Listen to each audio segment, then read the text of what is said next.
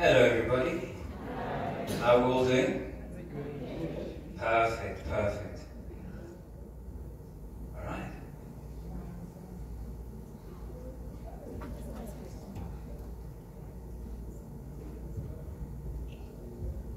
What is a poem? Wow. Good question.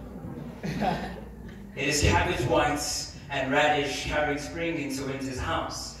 It is a man with no mouth. It is a woman who ate his mouth and burnt his tongue. It is hands on fire that torch the hut. It is you escaping the smoke with my teeth still wedged in the small of your back. It is me watching your retreating shadow from a regret-streaked window. It is our history, caught in a tire, doused in petrol, set alight by our silence, match flicked by surreptitious white hand. It is skull of liberation licked open by police baton. It is us building the Constitution with the bricks of our blood. It is an autopsy on a freedom that had no brain and no organs. It is my cousin fleeing the pub with murder on his heels. It is my mother asking my father for a wooden necklace instead of a diamond ring. What is a performance? It is a clandestine public appearance to gush about the orgasm we all know you didn't give that night. It is a lavish lie, orchestrated to neutralize the cerebral power of the masses. It is an ad broadcasted. Antenna is swiveling and bending to pick up the highest frequency for snaps and claps. It is a map with no poles, navigator without a compass who pointed the raft into growling waters. It is combat boots falsifying the passports of their words, kicking down the doors of our ears, laying claim to all our furniture, spoons, cups, pots, and plates. What if the paper falls? Then it falls. The children have made a carceral state out of my teeth. I am their prisoner until my multiple sentences have been complete, until these words have walked into the open air. Why do you refuse to look up? I am freeing myself from the poems floating around in silence. I am denying hungry eyes evading their hold. I am reminding myself that poetry is inscribed on this white stone, that everything else is a sleight of hand, a conjuring of windmill arms, a smokescreen of rocket melodies and cannon lungs, hurling more dust than fire, more rust than shine, more external crust than the internal sublime. And through the carnage of the opaque, my worn eyes stumbled across pebbles with illegible scribbles for inscription, and alone in the arms of ego and doubt, I asked, to be or not to be, a monologue or a soliloquy. So, you have all the answers? No. I just have ideas of what a poem is. And remind me, once more, what a poem is. It is the cartographer tearing up his final map in exchange for crystal eyes that see the sewn-in shafts and mesh fences that bruise the landscape's torso. The buildings that brush the sky but not our hopes. The river unfurling in a smile as she dances on the banks of love with another. The dark vultures of migration under the feet of men packed like fish in the net of capitalism. The poem is you. The poem is me. It is a love letter to the future with a writing wrist barbed by the truth. And what is truth? It is difficult, and it aches, and must be excavated, written, and heard if we are ever to meet ourselves. Is that all? Yes. I think for now, that is all.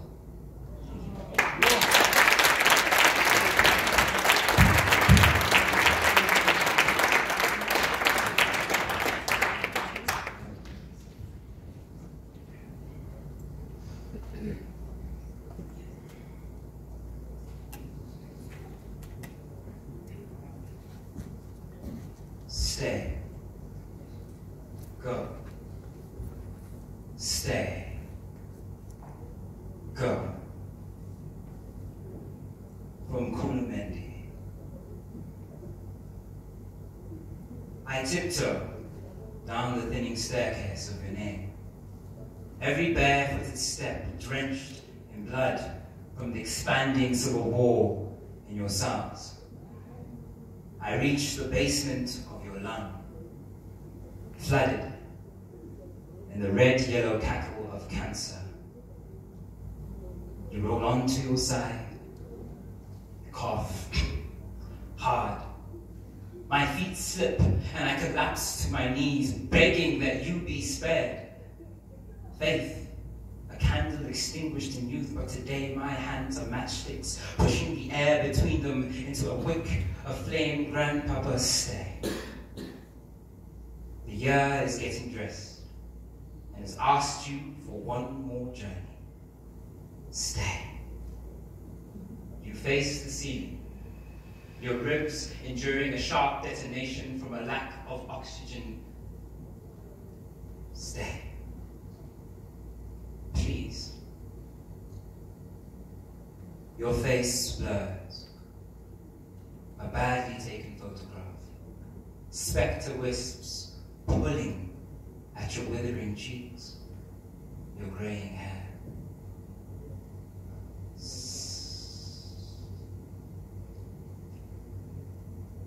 Go into the blind night of dreams, the quiet pond of morphine, the waiting red soil. You are open now, all the syllables in your name glinting low, amber butterflies floating above a red-yellow sea, floating up and up and up, out of the basement towards horizon. Go. I will stay for you. For now, your name a purple bruise at the back of my throat. A confession of a love that will never stop speaking to your shadow and your black rocking chair. Come.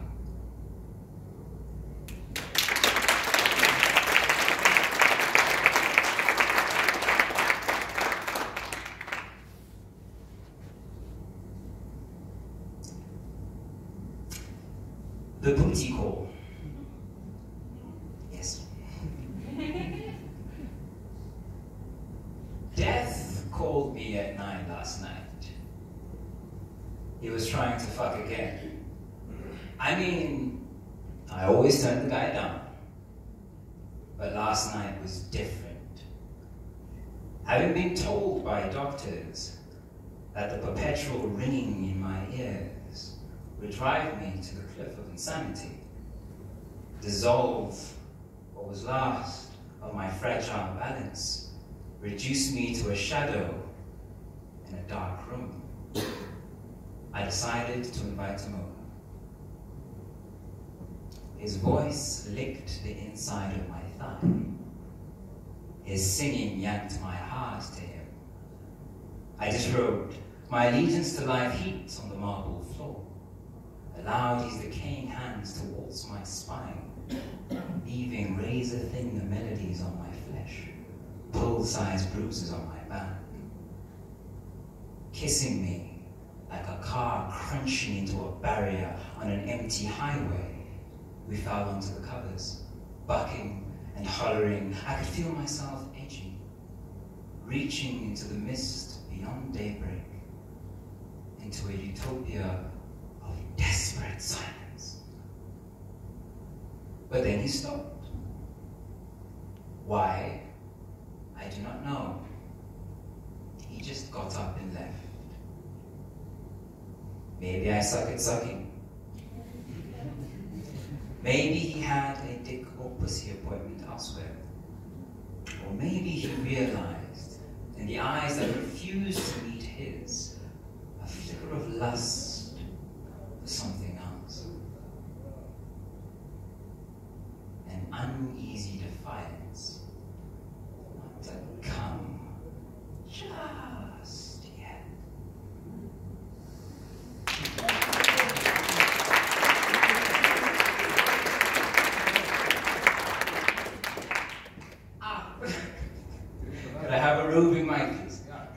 you.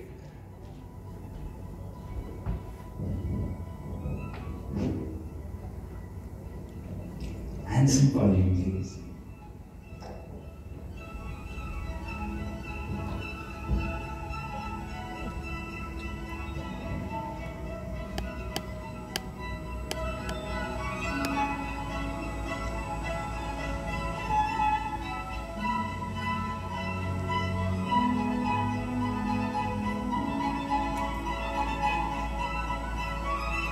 I write this name, having opened my legs and ribs for the second time tonight, to the thought of men creating fire in each other's mouths, illuminating the room in shadows that ricochet off the walls, splintering the floors in sweat-shaped bullets.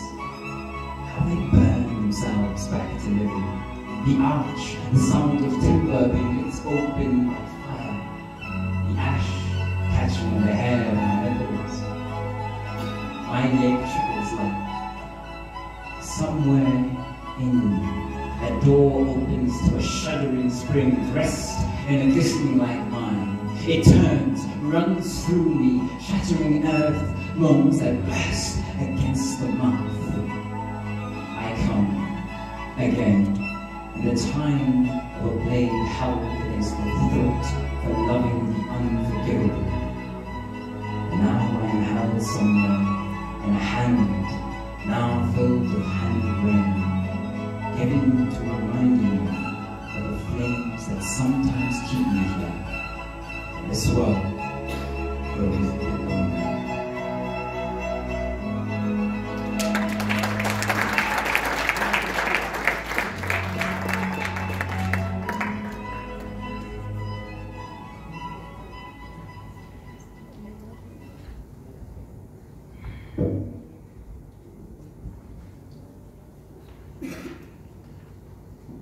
You know cheesy love poems are healthy, right?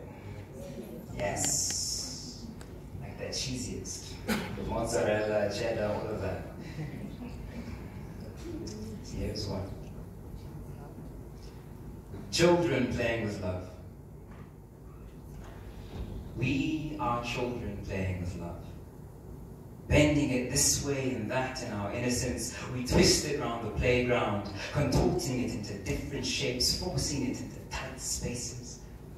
We push it on swings and down slides, watching it splash in swimming pools, cartwheeling on shimmering light. We are children playing with love, kissing chocolate off chubby cheeks, painting our faces blue and pink with hands throbbing from climbing the sky on monkey bars, the world packing itself into delicious lunchboxes with our names on them.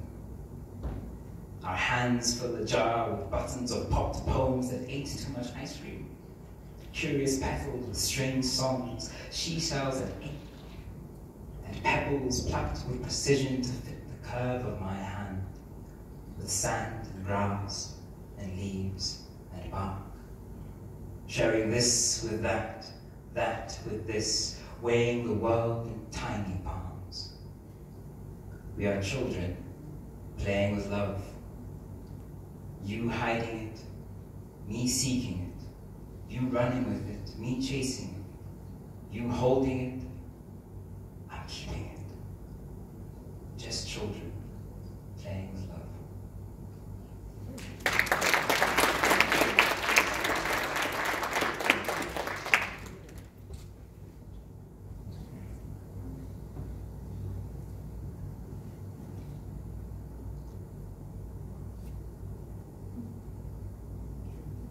My lover is Mecca, the city of burning light, and I had a crisis of faith.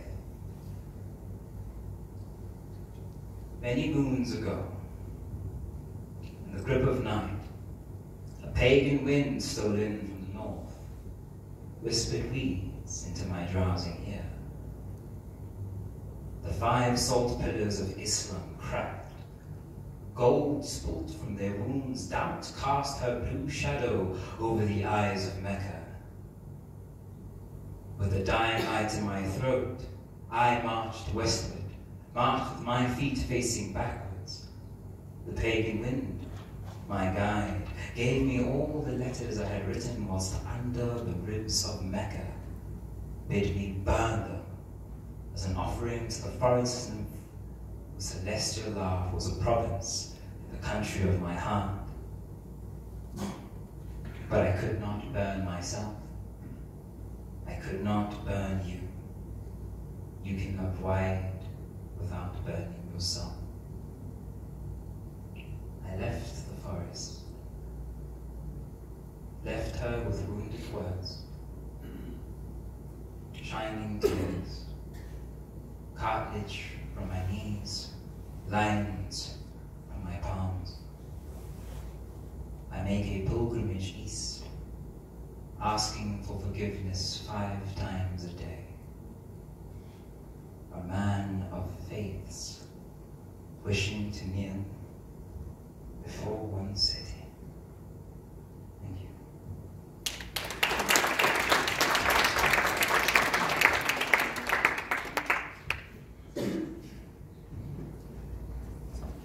This is a tribute poem from one of my favorite poets, S9Ep6. I'll just be reading from my book.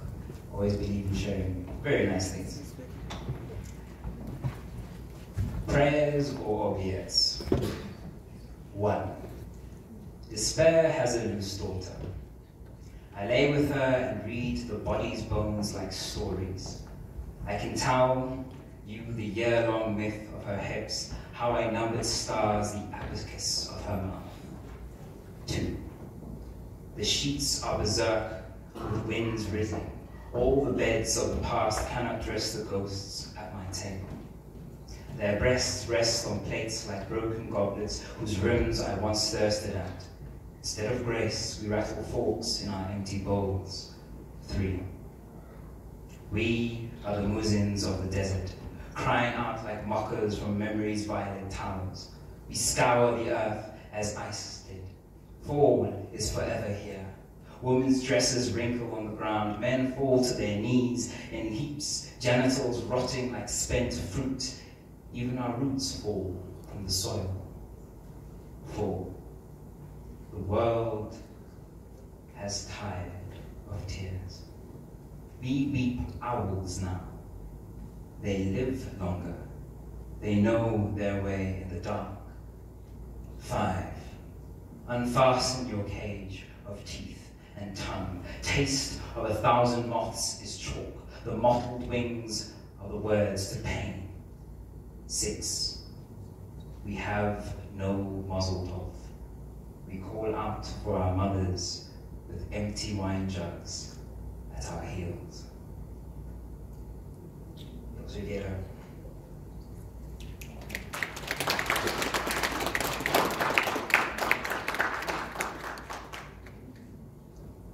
I require assistance for the last one, please. Thank you.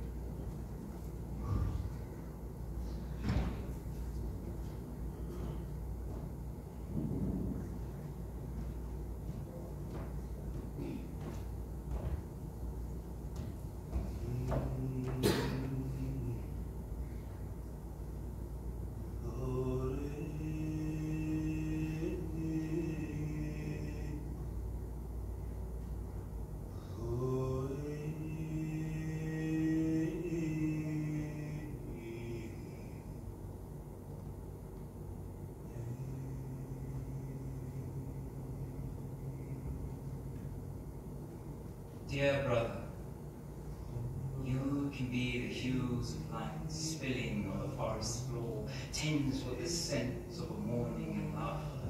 You can be the crickets in choir, music chipping away at the river of your grandfather's leaving.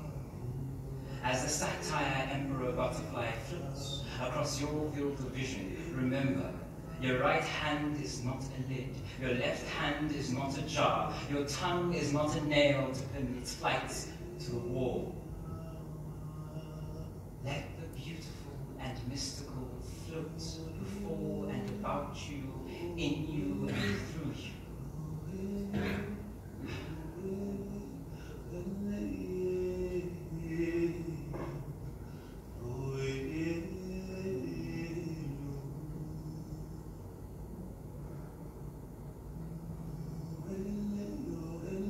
Let my words cover your cheeks. We were born on a night of stolen stars, exit wounds where there should be wings. This doesn't mean that our worn feet, stumbling across scarred roads paved by our fathers, is our only inheritance. Take a left, plunge into the forest, follow the sound of your sister's voice, the lantern fluttering amidst the leaves. You'll arrive at a clearing, held in the moon's palm.